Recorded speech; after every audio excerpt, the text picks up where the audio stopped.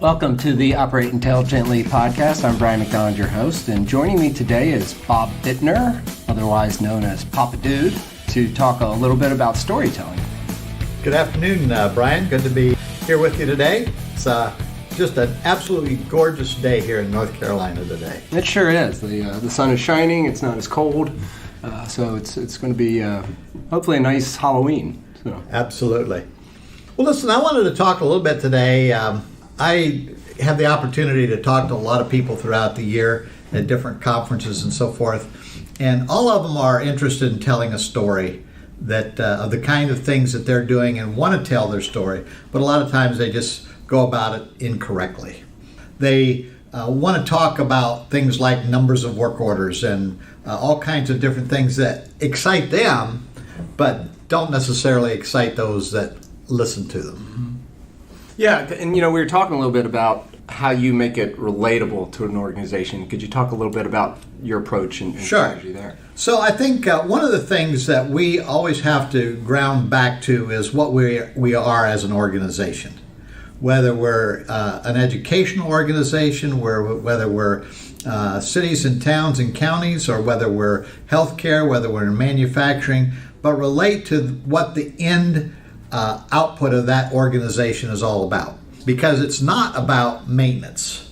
It's not about energy. All those things are important and it's part of our story and we want them to understand that. But it's really about in education, our kids getting a good education. Are they graduating on time? How much is being spent on them as students? That's one matrix a lot of times that people kind of overlook how much it costs. How much does it cost to have a child in school for electricity a year? How much does it cost for textbooks every year? And so a lot of times we skip over that and we just want to go say, well, the energy cost was $5 million or $10 million or $2 million, whatever it is in your organization, and people can't relate to it. Mm-hmm. Mm-hmm. And you gave a good example of breaking it down into terms they'd understand. For example, like breaking it down to someone's house or relative to their house. Yes, we when I was with Wake County Public Schools, we had 20 million square feet of facilities. And I don't care if you've been managing facilities for a long time and you understand square footage, it's just a number that's just mind-boggling. You just can't relate to it. And so if you get in front of people that really aren't familiar with that term and how that's used, we often just kind of overlook and just kind of our eyes glaze over and we say, well, it's 20 million square feet. So what we would do is we broke it down into things that people could understand. So we did a presentation to a bunch of principals and we said, okay, we have 20 million square feet, but we know that's hard for you to relate to. So an average home, for instance, is about 2,000 square feet, give or take 300 or 400 or 500 square feet. But most people understand what the average home size is. And everybody kind of understands what the average half-acre yard is like. Mm-hmm. And so we would break it down. We said, okay, for that 20 million square feet, that's a town with 10,000 homes in it. And so you start to say, whoa, that's a lot of houses. Mm-hmm. And that's a lot of yards to mow. So then we would say, okay, but in each one of those homes every day, and this is where we really kind of got the kicker, was that you had 13 kids in that home every day.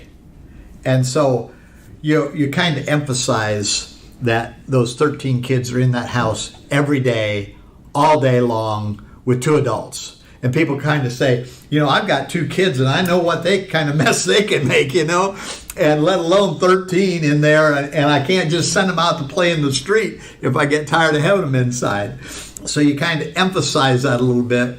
And then you start talking about what it takes to manage those 10,000 homes.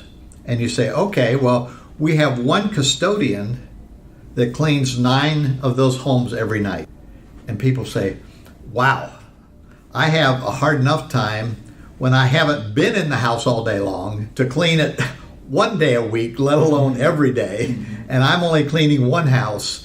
And it's me and my spouse and the dog and one child. And it's driving me crazy not getting everything done.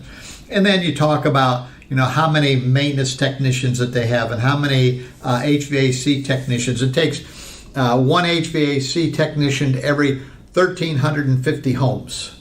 And, you just kind of, and people start to say they can relate to that, right? They can understand, wow. And we had people come up to us afterwards and say, we never realized how much work you were doing. Mm-hmm. And so if we'd have gone in there and just started to say, well, we do on average 528 work orders a day, they say, yeah, that's okay. That seems like a lot, but I don't know because I don't have anything to relate it to.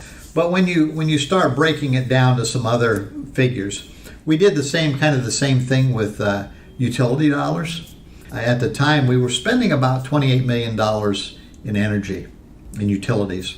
And before I gave that number out, I asked, what do you think we spend on energy every year? And some raised their hand, well, probably a district our size, we're probably spending maybe $200,000. Somebody said, no, it's less than that. It's around probably $150,000. And somebody said, oh, no, it's got to be at least $400,000.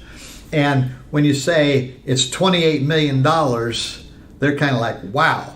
But again, $28 million is a lot to get your hands around, right? Mm-hmm. So we said, okay, that equates to $202 per student.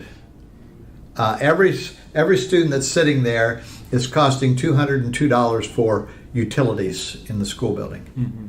And then I would relate it to something that the principals would understand, because they had a budget of $64 per student for textbooks. And they would say, wow, that really is a lot of money that we're spending on utilities. And can we help in that conservation?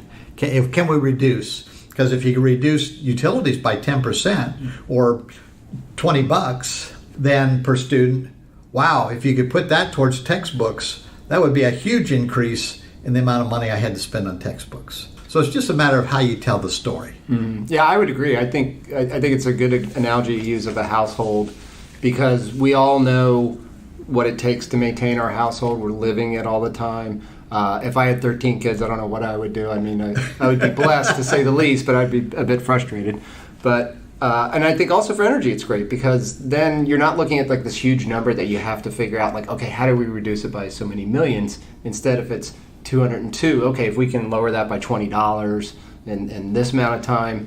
And I think the real neat part is it really helps make a case for why automation and technology can help you get to that goal. Right.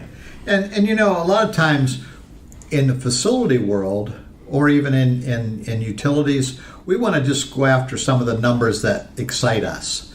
I closed out 300 work orders last month. Yippee, right? We did a great job, because the month before we only did 250. And so this month we did 300. Again, people can't relate to that very well, because first of all, a work order is not created equal, right?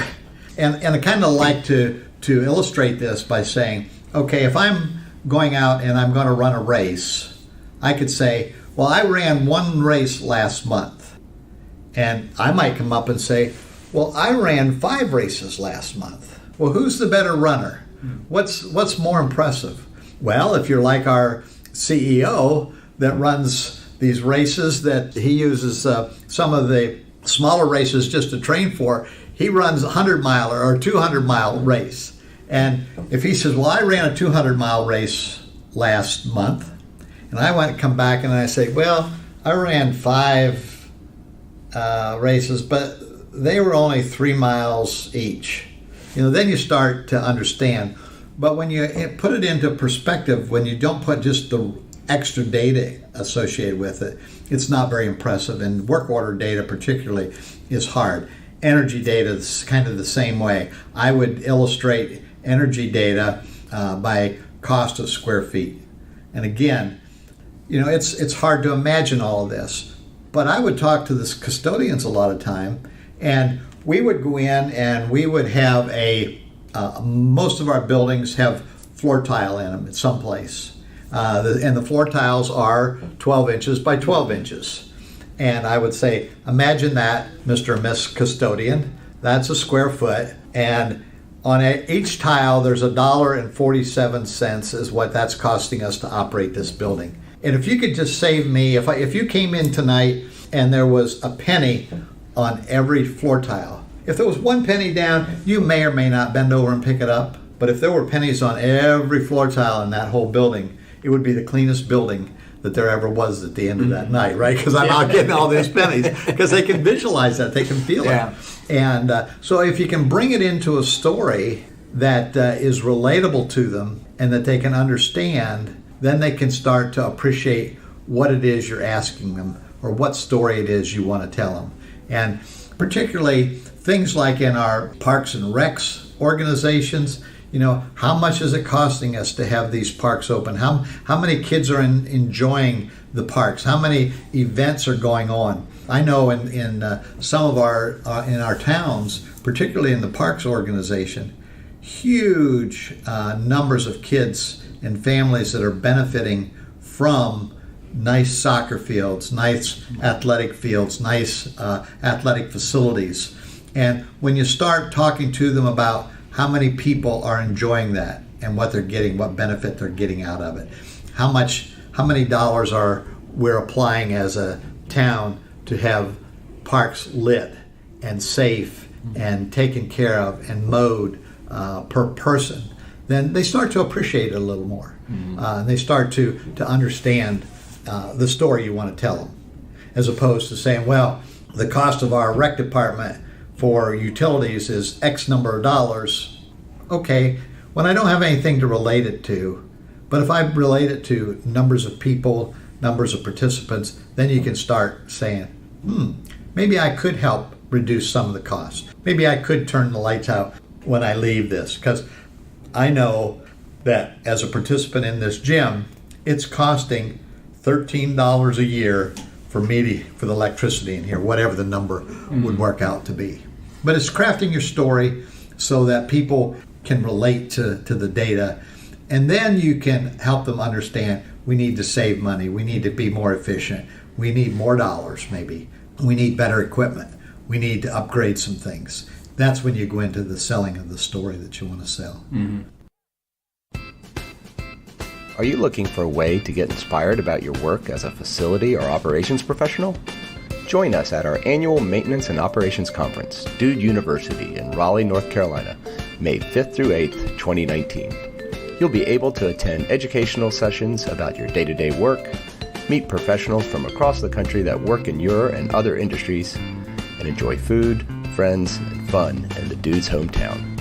If you register this year, you can take advantage of our all-inclusive Dude deal. Learn more and register online at university2019.com. And I think it also has some legs too, because it gives, say for energy conservation, it gives the people working in the organization the opportunity to say, hey, we realize that if we cut lights off by an hour, that's going to save so much, and multiplied by all these classrooms and all that buildings, it's going to help contribute to the whole. Exactly. It's interesting when you mentioned putting out the big numbers. It reminds me of a sales strategy of the old days where it was the beat your chest like a gorilla. Right. And that might work for a percentage. Like let's say you're selling to a GE or a GM, they can relate to that, right? Because they've got huge plants and multiple facilities and states. But yes, when you're talking about a county school system or someone that's got maybe just 5 buildings and not 500s, or a plant which could be bigger than their 5 buildings, they're just not going to have any ability to understand how, what does that mean to me? Yeah, and every story isn't the same, right? You can't use the same story for every organization, every situation. You have to find out what that is, and particularly with the audience that you're talking to, totally different in the if you're talking to a group of citizens than if you're talking to a group of employees, and how you're relating that story and what you're talking about. So knowing your audience, knowing what you want to convey, but conveying it in a way that the listener really can relate to what you're trying to talk to them about, and not just you getting excited about all the things that you've done or the needs that you have or the lack of funding that you have. You paint this picture about if I could do this for you. If you want to bring them in, you want to solicit their support for things. And that's why I would talk about when people were talking about things around green energy or recycling or LEED buildings. I always said, I don't think I do my job correctly if I go to one side or the other on this issue. Because if I go to one side on this issue, I've alienated 50% of the audience. But what I can do is when I start to talk about saving, I'm saving taxpayer dollars, I'm saving natural resources, then I can excite both sides of the folks that are listening, and they've got an agenda that they want you to take part in. When I say I'm saving tax dollars, I'm saving natural resources, everybody can get on board with that, right? Yeah. And those that say, well, Bob must agree that we've got to save the environment. Yeah. Bob must agree that we must save dollars. Yes. Bob must agree that we do whatever it takes to get that done. Yeah. Does that label me? Yeah, it labels me as wanting to conserve and treat the taxpayers with respect on how much you're paying for these things. I want to save you money.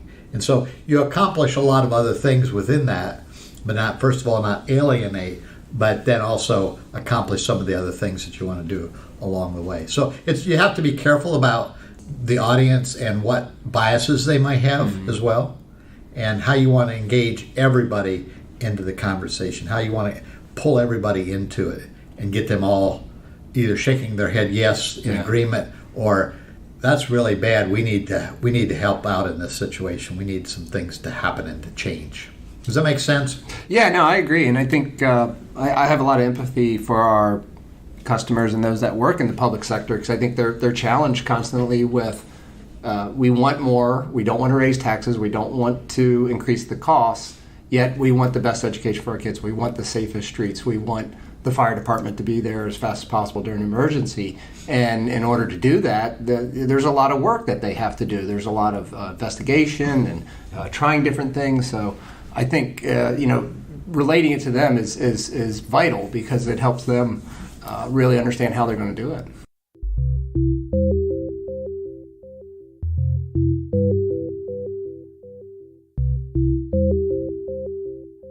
We have a client that he's not only a client, he's a good friend of mine, but in Albuquerque, New Mexico. And John every year puts together the story of his maintenance department. And it's 50, 60 pages long, and it's filled with lots of data, lots of work order data, lots of energy data. But what is also in there, first and foremost, it's pictures of kids being educated, pictures of kids enjoying school, kids working on projects, things being done for the kids, and all that it takes to do that. And he's been doing this annual report for a number of years now. And a couple of years ago, all of the directors and managers of departments were brought in and at budget time and said there was going to have to be a 5% cut across the board with everybody, all the departments. And John's immediate response, well, let me go back and let some time to work through this. And they said, except for the maintenance organization, because John keeps us so well informed that we don't see anywhere in his organization that we really want to cut. Because if we cut in that organization, we're going to suffer. Our education is going to suffer. Mm-hmm. And so when you say, I'm cutting in the maintenance organization, typically people are going to say, that doesn't affect the educational outcome. Mm-hmm. But John has told the story so well over the years and has been consistent in telling the story and wrapping it around the educational outcome that the board says, we cannot cut in the facilities arena because they're operating at bare bones now. Mm-hmm. And if we do, it's going to affect education, it's going to affect graduation rate, etc. Mm-hmm. And I think that's a powerful story all in itself. I agree, and I think it's got a huge level of transparency. Yeah. That there's no guessing like, okay, what are they doing there? Is there something that they could be doing better? They're seeing exactly how they're operating at a very micro level. Yep. And have a deep understanding of the value and the hard work and dedication that they have. And I know in my professional experience that when it's the same thing. Like when you don't get a lot of information and you have questions, then you kind of start to say, all right, are we doing the right thing here? Do we have the right people? Is it the right plan? There a lot of doubt can come in there without that level of information and transparency. So the other thing I would just like to encourage our listeners too as we kind of wrap up here. I know it's a lot of work to do this. It takes some time to craft and think and to step back from the picture that we're involved with every day and put ourselves in the shoes of somebody else. But I would just encourage them to say, hey, let's just take some time. If I need to get some help, there's nothing wrong with asking for help. If I need somebody that can be a sounding board for me, let me present to them. Let me say, is it coming across? Is it exciting to you? Do you understand the story? And not only are these stories one-off kind of stories that you might be presenting to somebody, but it can be your continual story of your organization, like John has done, that he has done it in a written form. And it takes a lot of hours to put that together, a lot of hours. But the benefit that he gets out of it and the organization overall gets out of it far outweighs the amount of time that he puts into it, because he gets such good results and good understanding of what his organization is doing and charged for by putting that emphasis in it. So I would just say, step back from your wrenches and your toolboxes for a little bit. Step back from your everyday routine and just give yourself some time to think about, how do I want to convey the story of what I do, what my organization does every day, so that people will appreciate, understand, and know that we're doing a good job. And it gives it a little bit of context as well. Yes. Instead of just numbers. Right. Like we did 10,000 work orders. Yeah. And then, an administration person might be like, okay, what does that mean? Is Yes. that high, low, indifferent? So Bob, thanks for coming in today and talking to us a little bit about storytelling and how to make it relatable. Yes, I'm glad to be here. And we want to remind our listeners that we are conducting a listener survey where you can get a chance to win a very nice Dude Solutions hat. To do the survey, all you need to do is go to bit.ly/dudecastsurvey. Again, that's bit.ly/dudecastsurvey. It only takes about a minute and a half to fill out, and we'd love to get your thoughts. Until next time, thank you for listening to the Operate Intelligently podcast.